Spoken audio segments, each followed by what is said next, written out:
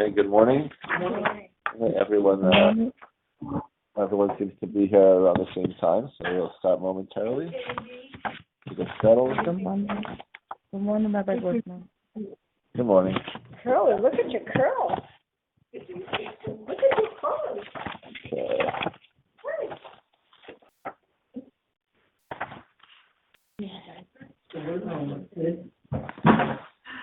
This lovely full day. Oh my gosh, please, I'm not. It was so hot in Israel. I was thinking this morning, it's like, just think, Shabbos was like brutally hot. And like today, I'm like, by me it was. It went up to 75 here. It had to be like 80. Well, you're not Staten Island. It was brutal. Like, That's why they have and today is like not. Okay, why don't we get started? Good. So I have here the laws of Yom Tov, Rabbi Herschel Welcher. So since we talked about it last week, I figured we can continue with a little bit more detail, not specifically related to the sixth parsha, but again, Shavuos is coming up, so it's timely. Okay, so we talked about some of the specific details of not working on Yom Tov as they differ from the laws of not working on Shabbos. Carrying is one of those things we spoke about last week. The need for an Erev, prohibition of carrying outside the Erev.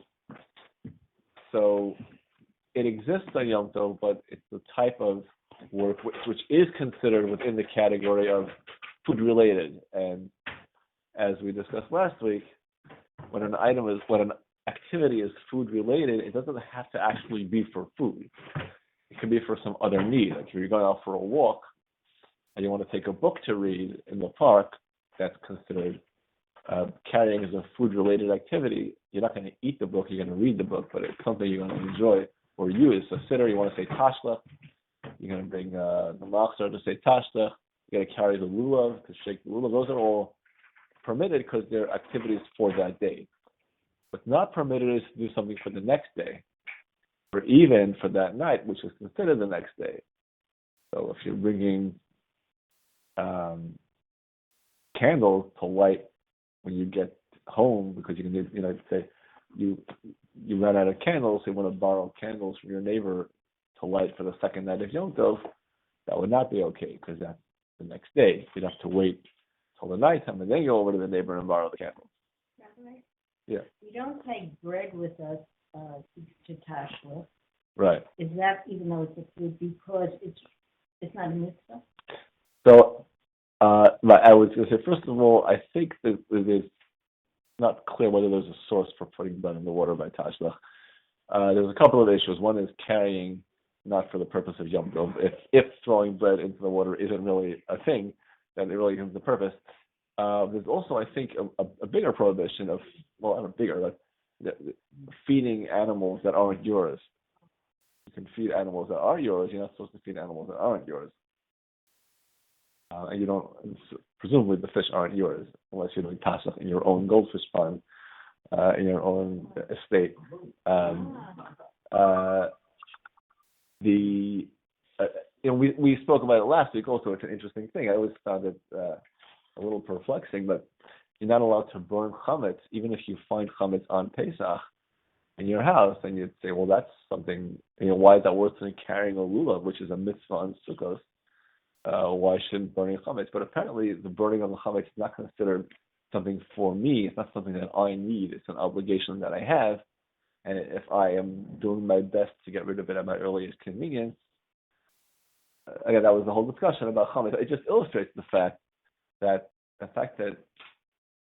I'm not doing it for tomorrow doesn't mean that I am doing it for today. But obviously, if it's for tomorrow, it's not acceptable. But even something it's not for tomorrow, but it isn't really for today either. It's really because God said burn the chametz, and that's not considered a legitimate need.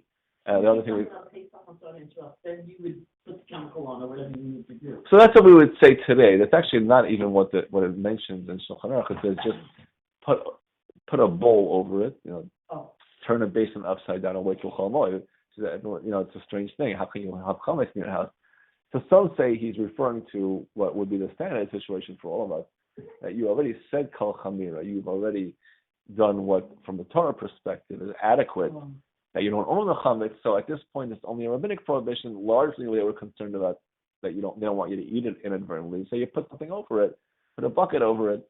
It mitigates the concern. There are those that say even if it's a situation where you haven't nullified the chametz, or maybe you were baking matzah on Pesach, which in theory you could do. I mean, we don't bake our own matzahs, but in theory you could bake matzah on Pesach, and you got distracted and began to rise. So it's not something. It is something that you own. And you would say, so then I have to burn it, and nevertheless they would say you can't burn it. It would be an example of the rabbis telling you, which they sometimes do, they say don't blow a shofar on Rosh Hashanah if it's Shabbos. You have to do that, but the rabbis say now they're allowed to tell you to withhold, to refrain from performing a required action. They can't tell you to eat non-kosher food or do something positive that's in violation of the Torah, but they are allowed to tell you to refrain from performing a mitzvah. Right? In this case, I think you wouldn't be violating the prohibition of owning chametz because you're not doing it. You don't want to own it, and you're going to get rid of it as soon as you can. You're failing to actively perform the positive requirement of getting rid of the chametz, but the rabbis can tell you to desist from something. Is it always thinking of offense? Is because it's offensive sometimes? Well, I guess that's typically what the rabbis do, but is it always the case? Almost all the rabbinic requirements, I guess, are offensive. Well, they do not. Right. I guess largely it's there. I don't know the source for it, but it's a principle, and the rules made by the rabbis is that they will sometimes tell you, let's say not blowing shofar, they tell you to refrain from performing a mitzvah, and they're not abolishing it entirely because it's only when it's on Shabbos. So those are the two conditions. It has to be a passive rather than an active violation, like something you're not doing, rather than telling you to do something that's forbidden. They can tell you to not do something that's required, and it can't be a complete abolishing of the mitzvah. It's just a temporary or partial. And so they don't blow the shofar on Rosh Hashanah, and other thing like that. It's a partial thing, a temporary thing. Well, not temporary, but only limited. It's just another the Chol Moed. You can put the chemicals on and do Chol Moed for sure. Yeah, that's what they say to wait till Chol Moed. Yeah. Right. And the solution that we do today with the chemicals that you can do even on Shabbos. And that was the other thing we spoke about last week was they say not to use reusable dishes when Erev Pesach is Shabbos, like we had this year. Not even to use reusable dishes because how will you clean them? So I would have said, well, clean them. And what? You clean them, so what's the big deal? You're not even burning the chametz, you're just washing it off. You're allowed to wash dishes on Shabbos, even if you're going to use those dishes. The answer is, well, yeah, but you're not going to use these dishes on Shabbos. You won't even use them till after Pesach. But so what? I'm doing it because today, right now, I have a mitzvah to get rid of chametz. I'm not even doing work. So it seems like even the kind of relatively innocuous activity of washing dishes, because it's inherently an act of preparation, is problematic. I've heard different things about this because, let's say on a hot summer's day, you want to wash the dishes, they shouldn't attract bugs. So it seemed like obvious that should be okay. But I have to confirm this. I have heard that it's better not to. You should put them in the oven or do something that would, You bake them then later? They bake them. There's ways to avoid washing dishes. So the jury is still out on that one before it gets too hot. It always seems like a strange, why would there even be an issue? I think the answer is, it's an activity that's inherently a preparation for another day. And even if I'm doing it because right now but I'm not going to use dishes today. I want to avoid having bugs. And the way I'm doing that is by doing something which is inherently a preparation for another day. It requires further study. Anyways, What? A plastic bag, right? All right. Let me put up a sign: bugs keep out. I'm gonna put that out on my. No, sure. Friday night, say we have dishes and there's stuff on it, like, if I wanna rinse it, I just pile stuff up in my dishwasher, I don't put in water, whatever. If I rinse it off, not scrub it, is that permissible or not really? Well, certainly, if the purpose of rinsing it is, I'm not worried about bugs.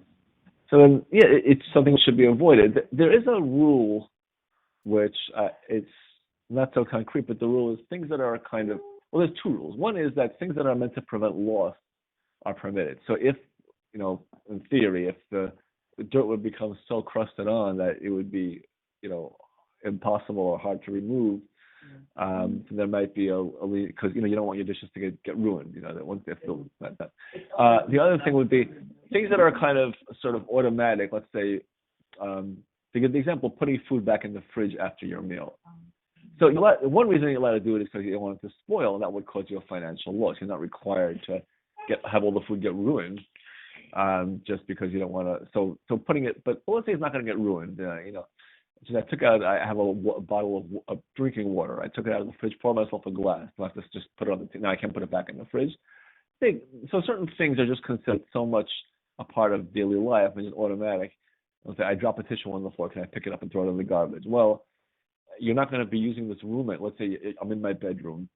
I get dressed, I blow my nose, I drop a tissue on the floor, and now I'm going to go to shul. And I won't be going back to bed till tonight. And tonight won't be Shabbos. I can't put the tissue in the garbage. It doesn't mean that because, you drop a tissue, you pick it up and you throw it out. That's not considered an act of preparation. You talk about cleaning off the table. At the end of Shalosh Shabbos, you have a whole table, and it takes 10 minutes to clean everything and put it away. That's something that's really an act of preparation.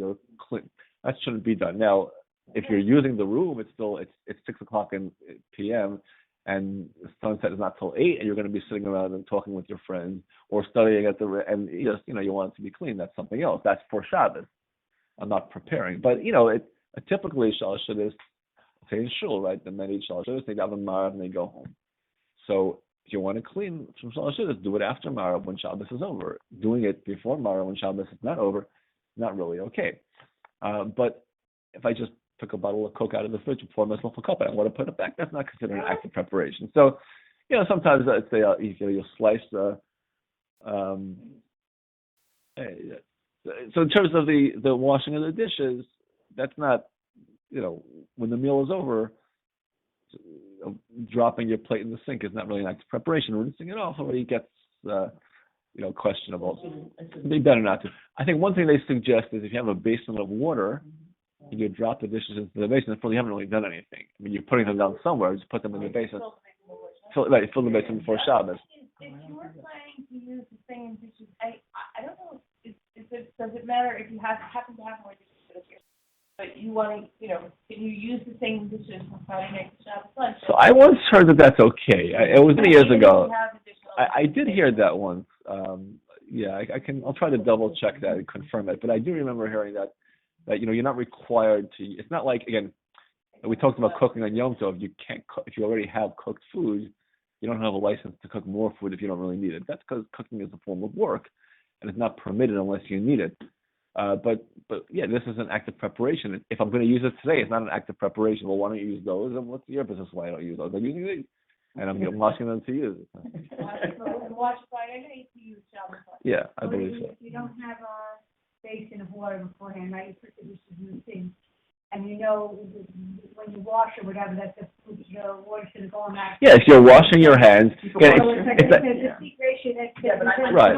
So we're not, again, the issue with washing dishes is not work. It's not a forbidden activity. Preparation is a forbidden activity. If what I'm doing isn't preparation, it's not forbidden. So if someone put dishes in the sink and I say, oh joy, now when I wash my hands, it will help clean the dishes. It's not forbidden. God doesn't mind if you benefit.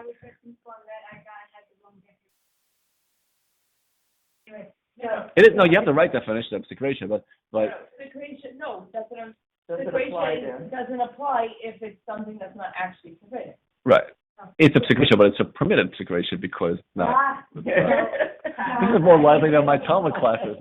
Putting it in the sink, knowing that. To teach Gemara to the women. You know it's putting it in the sink, knowing that you're going to serve the temperature.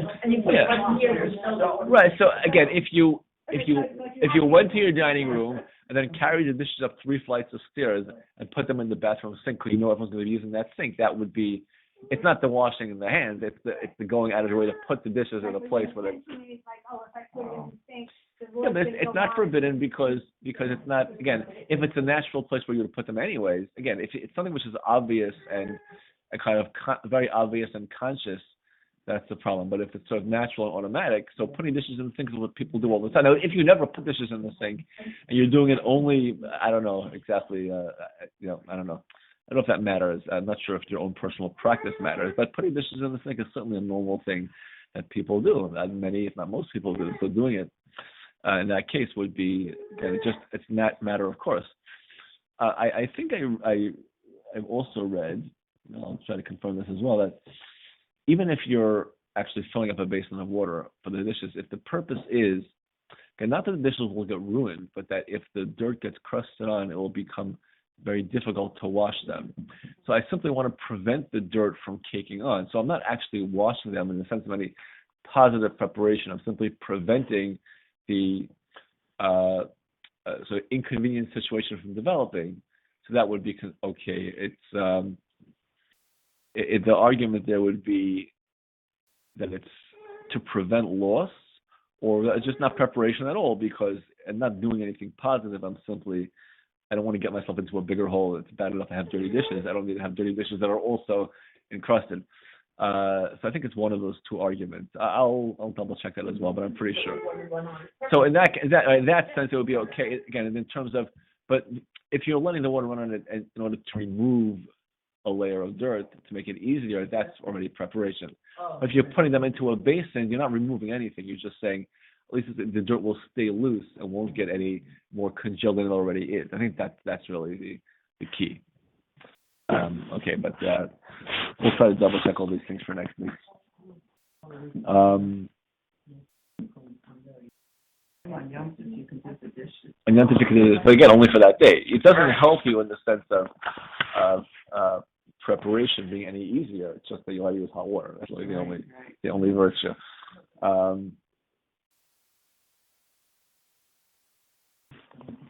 Okay. Doesn't matter.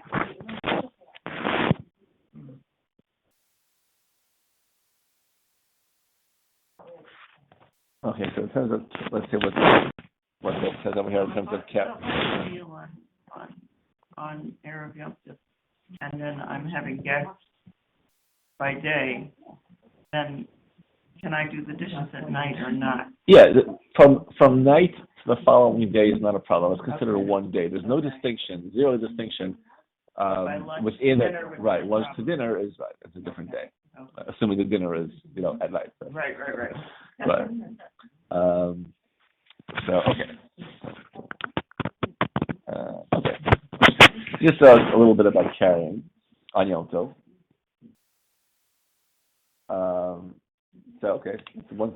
The first instructive point is the laws of carrying are one of the least understood areas of the laws of Yom Tov. It makes me feel good that we spend time on it. Right? From childhood and on, all of us have been taught the common tradition that carrying is permissible on Yom Tov. This ignores many significant limitations. Okay, right. So that. Okay, so certainly clothing, jewelry, and such are also okay. The Talmud said it's just as you're allowed to carry for necessity, you're also allowed to carry when it's not necessary. Now, what does that mean? So Rashi does say you're allowed to carry even if there is no intended Yom Tov use, which at least is true on a biblical level, although rabbinically it may be restricted. Tosfos, however, said that it's not what it means. It means just as it's permitted to carry for food, it's also permitted to carry for non-food, like clothing and such things. And most authorities accept that view. So it doesn't mean you're allowed to carry for no Yom Tov purpose. It means you can carry even for a non-food Yom Tov purpose, which is what we've been saying all along. So the good news, I guess, is that if a person would just carry a completely unnecessary item, they'll at least be okay with Rashi rabbinical and not according to processes. For all intents and purposes, it is important to be mindful. Just a simple thing: check your pockets before you walk outside of Yom Tov, because a completely unnecessary item should not be carried. A mitzvah is considered a Yom Tov need. So, for example, we had Lulav and Esrog. That's the first example he gives. Carrying a baby to have a bris, carrying a book to daven from or to study from. Those are all Torah law. Even rabbinic mitzvahs, like a Sefer Torah for Torah reading. Torah reading is a rabbinic mitzvah. Even to enhance a mitzvah. So, for instance, you have a Seder plate. You can use a plastic one, but you want to use a silver one. Something which enhances a mitzvah. Obviously, it would have to be at night when it's time for the Seder, because if you did it the day before, it would be for the next day.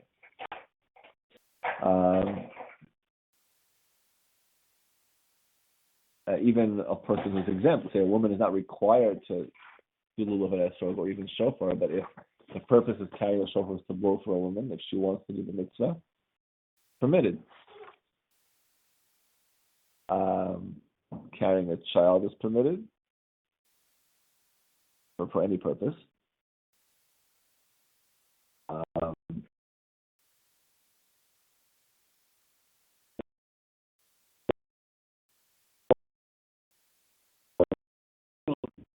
Carrying a because you without being,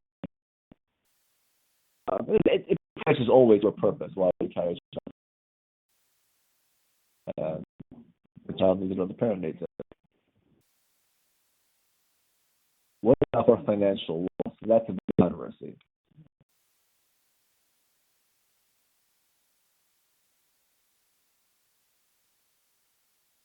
Need for pay.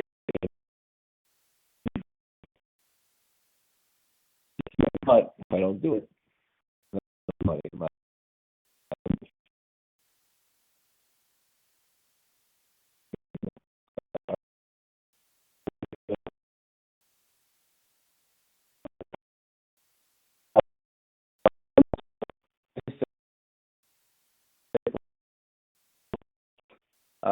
Based on the argument, it's also because I just today, so I went ahead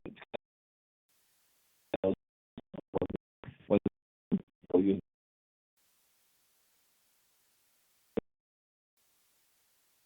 example will be compromised. So I'm doing this to enhance or to enable myself to celebrate Yom Tov properly. Connection is poor. Okay.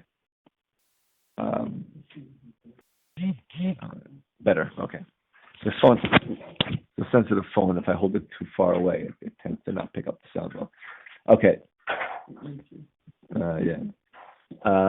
This is when preferably you should take the stricter view, and if it's just a question of saving loss, you should not do it. But if it's a great financial loss, you could be more lenient. Okay.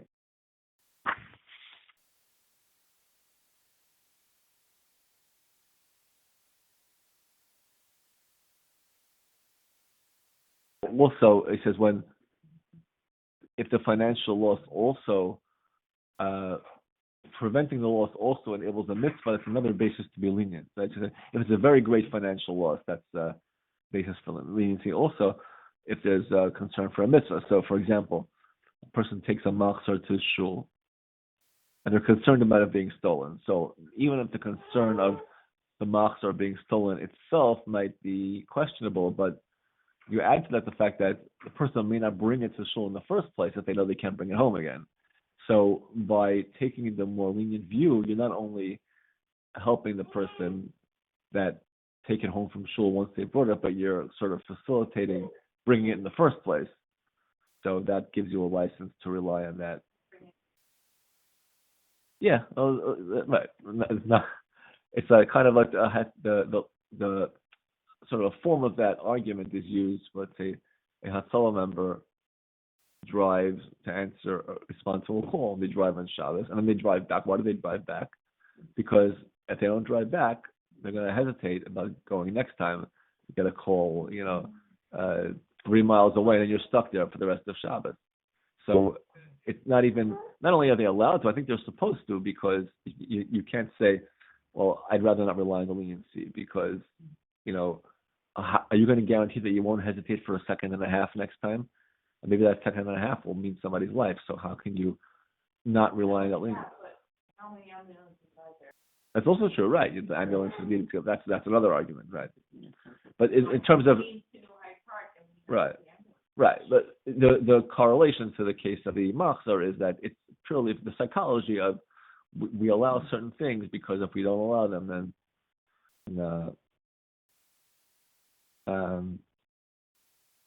They won't have the mosque. yeah, if the person doesn't have a machzor, they can't pray. So you could say, well, so stay home or use a different machzor. But then again, the point is if you don't facilitate the performance of it, like there's the concept of we're used to the idea of being pious and always trying to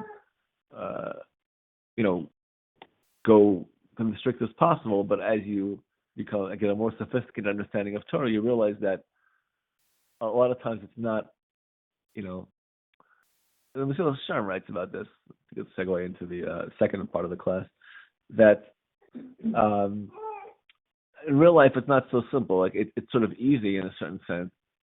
I'll always take the stricter route. There are people who do that. There are, but then we talk about the stringency becoming a leniency. You try so hard to be so religious, and sometimes it ends up having the opposite effect. The Yetzer Hara is very good at that kind of thing.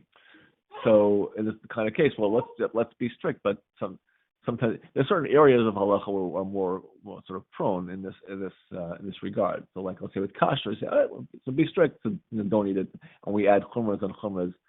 Monetary law, you can't do that because if you're going to be strict, the money belongs to A or B. If you're going to be strict and give the money to A, then you're hurting B. You have to really decide one is right and one is wrong, right? Areas that affect generally areas that affect people. You don't have the license.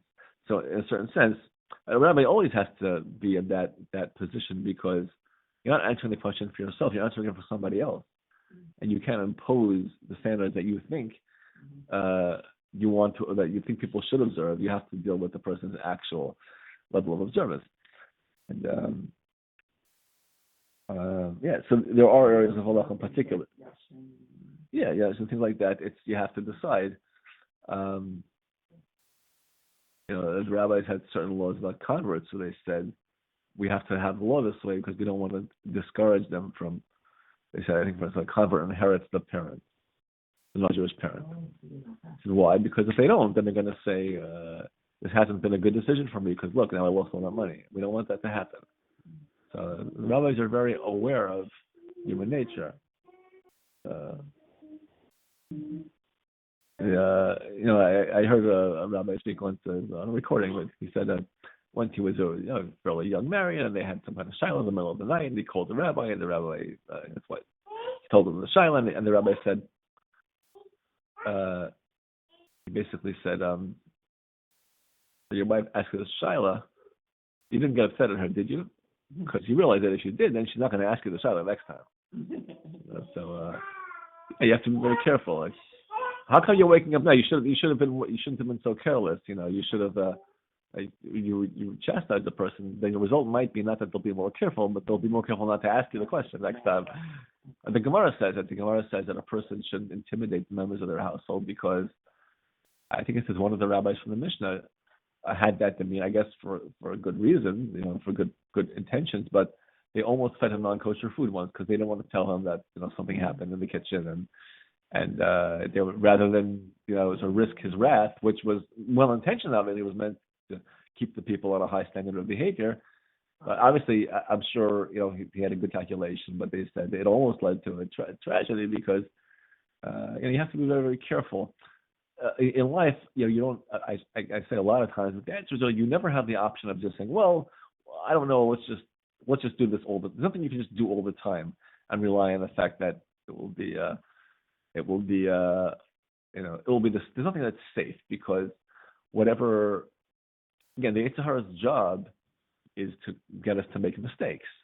So he'll take whatever however we position ourselves, he'll find a way to distort that. And if we're not mindful, like the one thing that you always have that's always correct to do is to be mindful and to think about things. But if you ever try to get away without thinking about it and just say, well, you should always do this, you're going to make a mistake because there's nothing that you should always do. Right? You should always follow the Mishnah Berurah. That we know. But if it's not in the Mishnah Berurah, then there's a reason it's not in the Mishnah Berurah. Like that's the God. Anything that wasn't written and codified into law is because it couldn't be codified because it wasn't an absolute. So that means that there are going to be times when it's right and times when it's wrong. As the Shalom says, that there are times when something looks good, but its consequences are not good. Something looks not good, but its consequences are good. And in that case, again, if it's the law, it's the law. It doesn't matter what the consequences are. But if it's not the law, then you have to think about the consequences, because once it's not the law, then you're judging it based on the merits. And all you're seeing is the short term, and that's what the Yetzer Hara does. But human beings, the whole idea of, we think about it in terms of we go for instant gratification rather than more foresight and planning. And that's true on a superficial level, but even spiritually, we'll go for the instant spiritual gratification instead of taking the long view. And the Yetzer Hara does that. So the Chomos Lavavos says as well. He says that Rashi used to quote this, that he talks about in the Shara Avodas Elokim how is a long section describing the many diverse tactics of the Yetzer Hara and how he begins to work on a person step by step. First of all, he tries to get the person to do whatever he can. That's wrong. That's the most basic, to follow their desires and just do whatever they feel like. Now, if that doesn't work, he tries more sophisticated and subtle things. And one of the things that he does, as you get into various stages of his attempts, that he takes a person's motivation and sort of tries to inspire them to pursue plans and goals that are going to enhance Yiddishkeit, enhance performance of Yiddishkeit. And what can happen is that he'll come up with an idea or a strategy that is wonderful, but that's because you don't see what's around the corner. You don't see what effect this is going to have down the road in a year or in 2 years or in 20 years. And it's easy. I mean, all he has to do is kind of magnify the more short-term gains. It's easy to do because they're short-term and they're obvious. He has to kind of minimize or conceal the long-term content, which, you're not thinking about. Maybe you never thought about it, or it's sort of distant. And boom, then he's got you, because it looks fantastic, it looks inspirational, and it has genuine benefit. And just the only thing that the Yetzer Hara needs to do is just to make sure you don't notice or don't pay attention to what's going to happen down the road. And we almost feel sometimes like there's got to be. I mean, it can't be that something's so beautiful and so good and so righteous. How could that be the wrong thing? I mean, doesn't Hashem want us to pursue righteousness? And this is righteous. And it almost seems wrong to, don't burst the bubble by talking about things that 20 years from now. That's the Yetzer Hara. But no, that's actually, the Yetzer Hara is the